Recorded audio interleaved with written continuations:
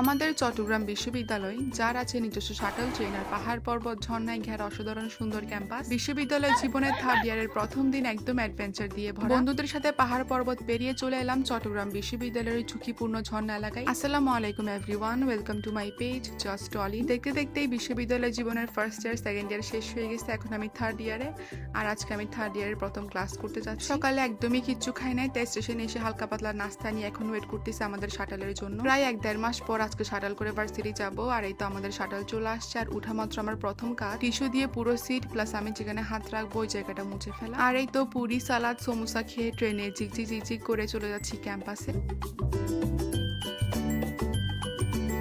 ক্লাসে আসার পর আর কিছু রেকর্ড করি নাই, টানা 3টা ক্লাস করছি। আর এই তো আমাদের আজকের সব ক্লাস শেষ। যেহেতু আজকে চারিদিকে ঠান্ডা বাতাস, গ্লুমি ওয়েদার, মেঘমেঘ করে রাখছে, তাই সবাই মিলে প্ল্যান করছি চলো ঝর্ণায় যাই। আমার ঝর্ণার রিলটা আপনারা অনেক বেশি পছন্দ করছেন আর অনেকে জানতে চাইছেন ঝর্ণায় কোন দিকে যাবেন। আমরা ঝুলন্ত ব্রিজে ইচ্ছা মতো লাফাই। এখন কলা ফ্যাকাল্টির সামনে দিয়ে ঝর্ণায় যাচ্ছি। আব্দুল করিম ভবনের সামনে দিয়ে গেলে এই সাইনবোর্ডটা দেখতে পাবেন। আর এখান থেকে ঝর্ণায় যাওয়ার পথ শুরু। এখন যেহেতু বর্ষাকাল, প্রচুর বৃষ্টি পড়াতে জায়গাটা খুবই স্লিপারি, রিস্কি মনে হয়েছে আমার। আপনারা যারা যাবেন অবশ্যই সাবধান থাকবেন।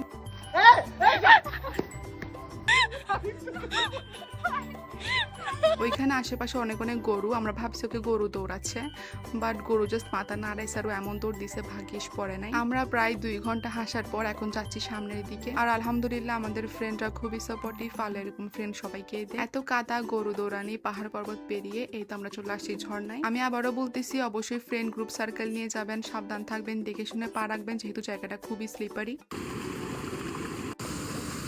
এখন ঝর্ণায় অনেক পানি, ঝর্ণার এরিয়াটা এত বেশি সুন্দর লাগতেছে। আর এই তো এখন আমরা চলে আসছি পানিতে। এই জায়গাটা এত বিড়বিড় যে যদি আসার খাই নাক মুখ ভেঙে যাবে। আপনারা কে কে ঝর্ণায় গিয়েছেন, ঝর্ণার এক্সপিরিয়েন্স কেমন ছিল অবশ্যই কমেন্টে শেয়ার করবেন। আমরা বান্ধবীরা একজন আরেকজনের হাত ধরে রাখছি, যদি আসার খাই একসাথে আসার খাবো।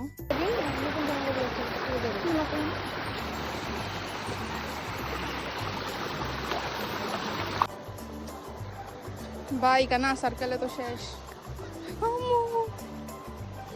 আমি পড়লে কিন্তু তোদেরকে টানে নিয়ে না পড়বো।